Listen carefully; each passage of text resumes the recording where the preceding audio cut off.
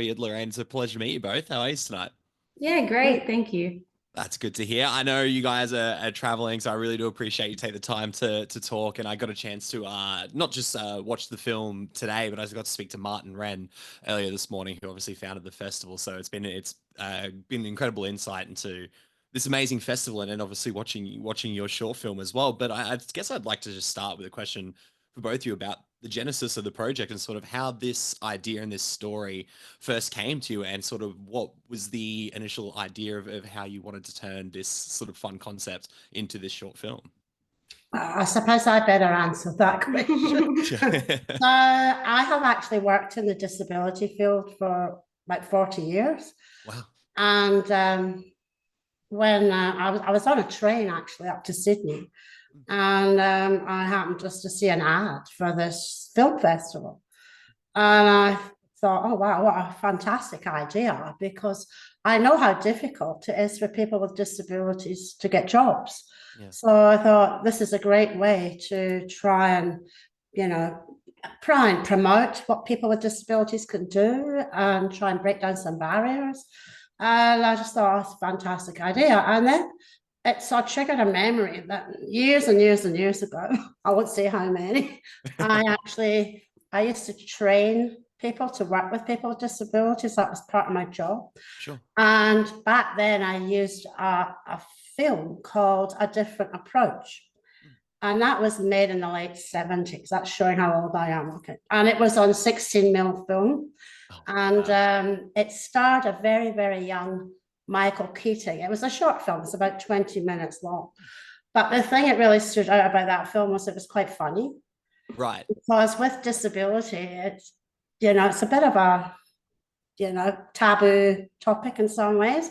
Sure. But this was very funny, and it still really challenged people's perspective on people with disabilities.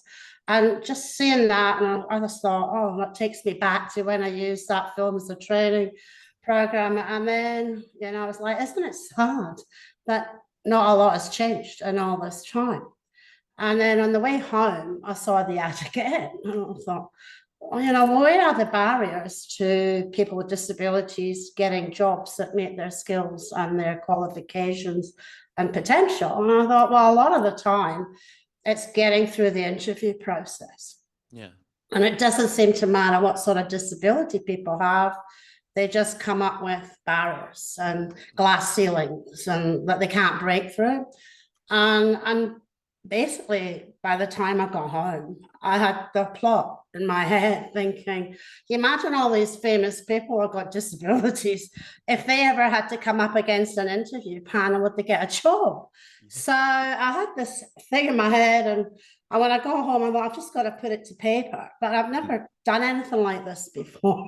So it was like, okay, so I just had the idea and the plot and a few characters and whatever. And then I wrote it out, and I said to Abby, can you have a look at this?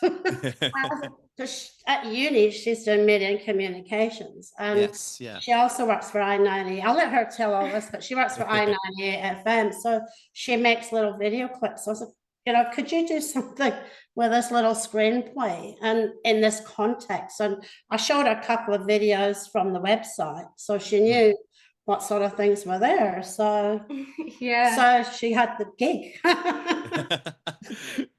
And yeah, for you, Abby, I was going to ask sort of what was that their reaction to what you read in that script, and sort of, I guess, the importance of sort of viewing this through the lens of humor as well. Yeah, 100%. I remember mum coming home and saying, "Oh, read this. Do you think we can do it? Do you think we can put it together? Like, we've got no actors or anything." And I'm like, No money. no money. I literally read it, and I just, I saw a whole picture forming of this film and how we could put it together. And I said, yes, let's do it 100%. And in the beginning, it kind of felt like a uni assignment, like a little group Sure. project Yeah. coming together. It was just my parents and my best friend. We didn't really, we had nothing. We just put it together ourselves. And in the end, it was so much fun. And I really saw like, wow, the whole film came together exactly as I saw it would. That's incredible. I'd love to sort of break down a little bit more about the accessibility of the filmmaking, because I think that is something that's incredible about this festival, as well as that you can make the short film using your phone, whatever you have through there. So I'm curious to know if that was something that attracted you both to putting it this film into the festival as well. The idea that you could tell this story in a way that was accessible to you, and then have a platform to showcase it as well. Yeah, 100%. I've worked on a short film before, but that Mm. was a completely different experience. They had paid extras, paid actors, Yeah. massive cameras, lighting, costumes, everything. And you were acting in it, you weren't filming. No, I wasn't filming that one. I was just in it. But this was completely different. We filmed it on my mum's iPad. I remember we used two boxes, two books, and a little egg cup to hold it together at just the right angle to I love film my that. best friend, who was amazing. She's an actress and she's aspiring to become successful in that career. But yeah, she did an amazing job. And the She whole is great. thing, She is great in yeah, the short film. Yeah. it was hilarious just working with her as well. Oh, that's amazing. And it seemed like it was fun. Like, again, like you said, it's important to view these things through that humorous lens, that lens for accessibility. But if you guys are having fun making it, we see that from the other side of the camera as well, I guess. Yeah, definitely. Lorraine, I'd love to ask, because obviously you mentioned that you'd had over 40 years experience working in the disability field. I'm curious to know what role sort of media has played in that time, because I view movies, I love movies, and I think they're a powerful medium to not just tell stories, but help people understand different aspects of life. I'm curious to know what role media has played throughout your career, whether there's been times where you've used film to help people understand something, or something that's helped you understand something about whether it's the people with disabilities or not. Oh, look, I've got to be honest and say I don't think that television and the film Mm, industry still really is very inclusive of people with disabilities. sure. Yeah. Um, you don't see people in advertisements all that often, or there's just not that diversity. So Mm, that was why I thought this film festival was really important, because it does focus on people with disabilities abilities. And yeah, so I just, yeah, I thought that was a real opportunity. What about for you, Abby, working in media and communications, and obviously wanting to pursue a career in that? Do you see changes happening with people with disability inclusivity in media, or are there steps that are getting taken to change that, or how do you see it sort of changing in the next few years as you pursue this career? Mm, there's definitely further for diversity of disabilities to go. Like, I Sure. want to see more disabled actors playing disabled roles in Mm, film and TV. That would be great. But also, I myself have ADHD and dyslexia. So I consider myself as part of the learning disability spectrum. sure. And yes, getting through uni, they've given me a lot of support, which has helped a lot throughout the way. And, we do see a lot more people coming into roles that have a significant impact on younger audiences Mm. because they have disabilities, and you don't know it until you really research the actors who are part of that. Yeah, it's incredible. I think, like I said, as someone who loves watching movies and seeing that, it feels important from an audience point of view as well, because Martin was actually saying in his interview this morning is that so many people with media, I guess, trying to make things that feel inclusive, but they don't feel naturally inclusive. It's almost like ticking a box, right? It's like this the Mm. stereotype version of it, whereas the natural inclusion should feel exactly that, more Mhm. natural. So something like the Focus on Ability Film Festival, how you sort of did mention it before, Lorraine, how important of a role does that play in that step forward? And have you had a chance to watch any of the other films and sort of seen that impact that it can have on people emotionally as well? Yeah, I've watched quite a few of the other films that Mm, have been made in the past. Yeah, yes. yeah, and you can say that the purpose and the value. I just wonder how much exposure they get outside of that domain. Yeah, Sure.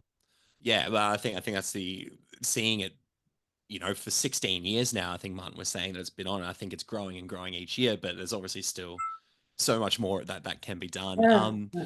Well, I'm curious to know, maybe even outside of a media thing, Abby, you mentioned the ADHD and dyslexia. Maybe it's just me, but I'm feeling like a lot of people are becoming more aware of it, self-aware of it, and not seeing it in such a negative light that it has been in previous years. So I was curious to know, sort of, has there been any points in your life where you've had to deal with those sorts of misunderstandings that people may have about ADHD and dyslexia, and has there been, I guess, the opposite side of that, is where it's sort of helped you in unexpected ways as well? Oh yeah, definitely. Mum, because she's been working with people with disability for so long, like she got me diagnosed at a very early age. She kind of saw all the signs, yeah, since birth, really.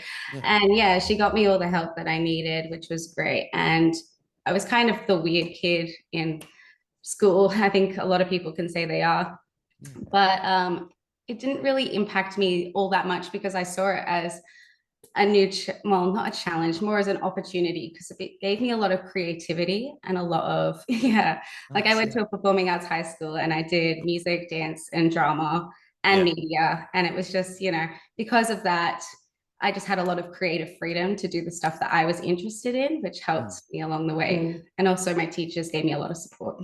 And something that we always stress was, okay, let's focus on the strengths of having ADHD and dyslexia rather than the negatives, and look at how it helps with creativity and other things. So yeah, and being thrown down the challenge of, could you make a movie with zero budget and the technology that we have, my iPad?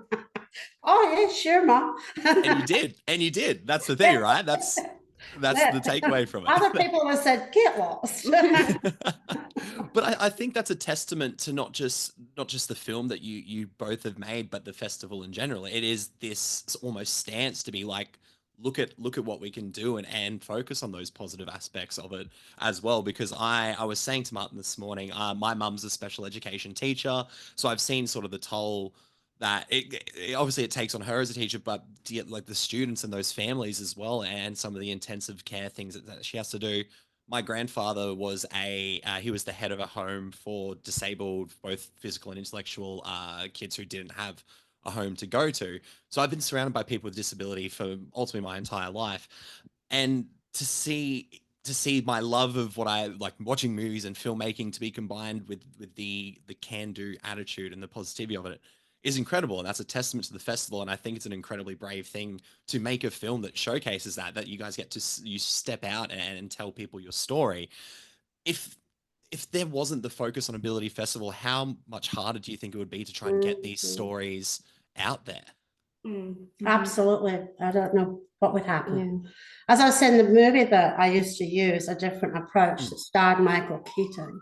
It was real, and it had a few other cameos from other people, and I think that's why it got a lot of attention in its time, because it had actors, and it was actually produced by a film company and very professional, but quite funny as well. So yeah.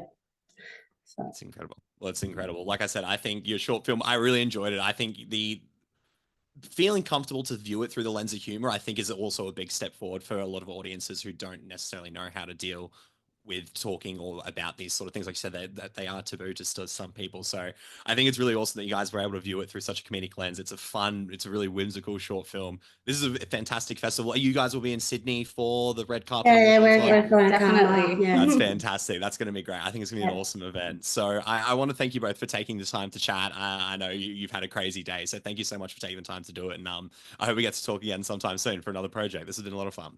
Okay. Thank you. All right. Thanks very much. Thank you, Abby. Thanks, Lorraine.